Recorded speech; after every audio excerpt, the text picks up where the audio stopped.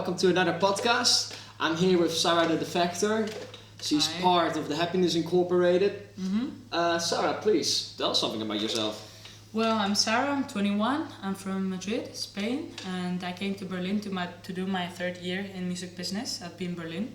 I'm managing Defector Music, which is, I would say, a management company, but I don't want to say that. I want to say that it's a collective for supporting the artists, no matter the stage they're on, so like grassroots or a little bit more advanced. And I'm managing now Brooks Orion, the band of Brooks Orion. And yeah, I'm having a really good time here in Berlin. I think it's a wonderful city, open-minded city, and very inspiring for discussing these kind of things. Yeah. So, how much money do you make? How much money? Nothing. No, nothing. I made money when I was working in Ibiza in summer. I was working as press relations, and I saved a little bit, and now thankfully, thanks to my mom, I'm here because she's the one helping me pay rent and all the food and everything. But I don't make money at the moment. Yeah. So it's a very, very, I don't know, communistic kind of way to do it? Nah, Kind of. No. Kind of, yeah. It's socialism, right? But that's what we're here to talk about. We're going to talk about capitalism. Yay, so much fun! I brought some cards here. These cards are from the Capitalism Museum in Kreuzberg, was it?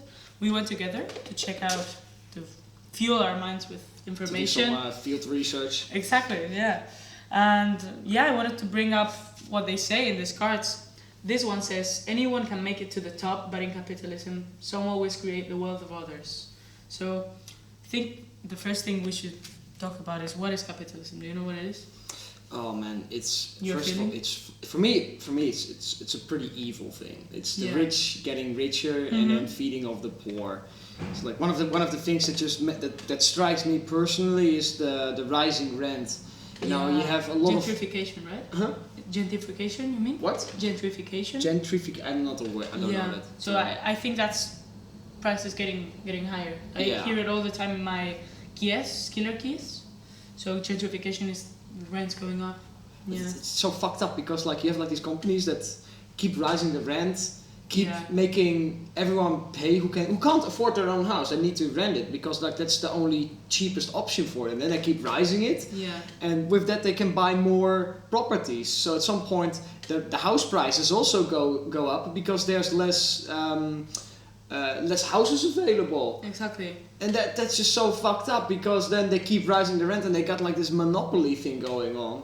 Like, I say there's something seriously fucked up about capitalism, and then people say like, oh, like, well, what is the other way to do it? Like, yeah, I mean, I don't know, but it's a fucked up system. This is how I feel about it. Capitalism is fucked up, but it's the less fucked up system of all the other systems. Yeah. How do you feel about that? Like, what side are you on? Like, I agree What with comes you saying that the rest are fucked up and we don't have a clear idea of an opposition to capitalism, right? Because when you think, okay, if capitalism is not the thing to do, what can we do? And people are usually confused. So I think it's something that we need to do, going to these museums and informing ourselves, because it's really hard. I mean, I don't think the system is made for you to investigate outside of it, right? So you're meant to be kept in that line and just adapt and like keep buying stuff and keep yourself distracted, right? yeah, because it would. And ignorant. It would also take away money from the guys, Exactly. you know, like money is wealth and wealth is power. Yeah. Like you have a lot of big corporations that invest in politicians, their campaigns and all that stuff. Like they need to basically listen a bit to the companies. There is so much power in the money, and that's so fucked up about it. Like they want you to stay in that system. They don't want you to go out of it. To think. Yeah, they want to keep you locked up in this little box they created. It's like slavery, you know? Yeah. It's Because it's private. I mean, it's the private ownership of the means of production, and for profit. So that's the main thing. It's people who own things who want to make a higher profit of it. And I wanted to like focus on the music business because obviously I'm going to do an essay and I'm doing research about the music business. And there's a great book called Music on Capitalism. And for example, record labels, they own your recording. or publishing companies, they own your songwriting, your songs that have been written, right? And why should anybody external to you, the artist, own your stuff? I mean, what's the point? They own it, so they make profit out of it. When it's the artist that should just do that, and the rest should be, for example, like Defector Music, helping you to reach that. But you are owning everything 100%. And me myself, I don't even think that you should own stuff. Owning stuff is excluding. So like this one, the wealth of others. The wealth of others means that others don't have anything at all. And for example, this second card says capitalism produces an amount of goods and endless selection of products, but I can only afford it if I have enough money. Billions of people, which is the interesting part, are excluded from their basic needs. So that means that because there's private ownership of whatever, rent, flats, I don't know, anything, people who cannot afford it are excluded from it. So that's the main evil, I think. I have to denounce in a way, right? Well, how do you feel about private stuff going on? I first want to go back to the labels kind of situation. Yeah. I mean, like an argument what people could make is, well, they invest the money, they give you the advance so you can do the recording because most artists, they don't have the money. But then what the fucked up thing is they take so much from it. Like if you're an indie label, label, they take 50% of your earnings, and that's you first have to pay them back the advance. So let's say if you use 10,000 euros, what are the costs mostly to record a good record that does well? You gotta pay that 10,000 euros back and figure out yourself how you're gonna make a living, you know? And then pay the indie label 50%. And when you're at a bigger label that's not indie, like, man, you 20%, 30%, man, then you're a lucky guy.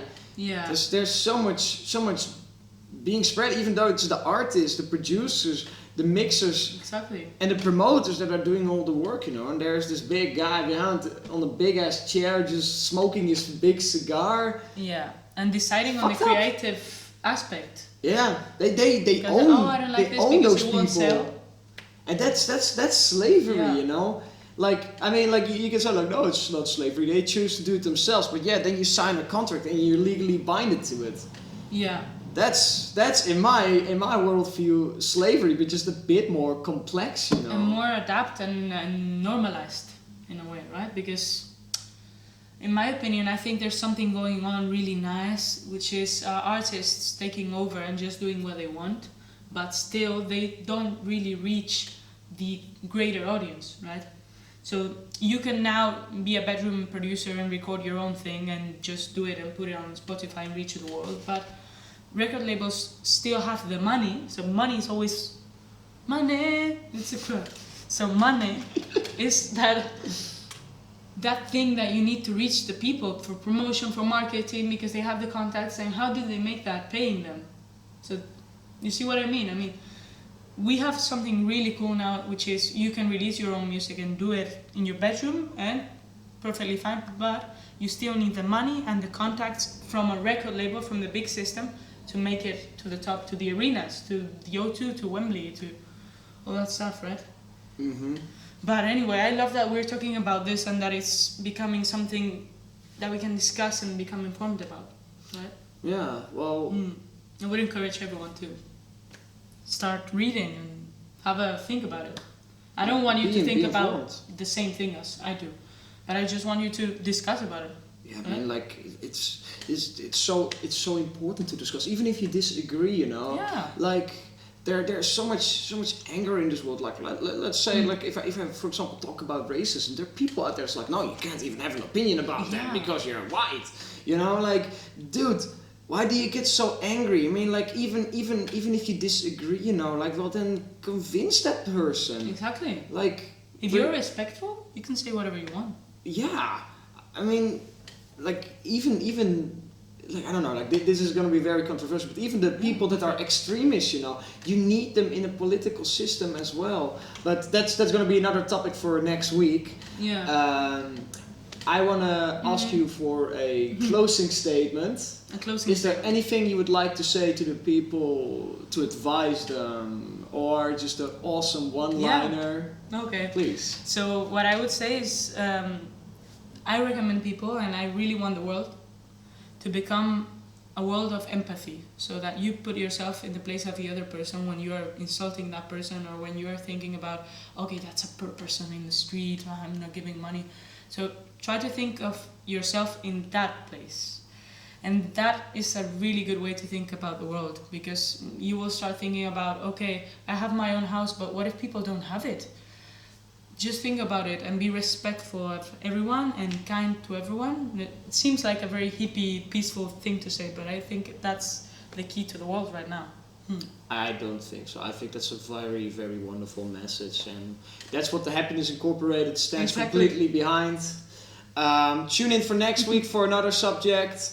The next one is going to be a bit controversial, so stay tuned. Thank you. Thank you, Sarah.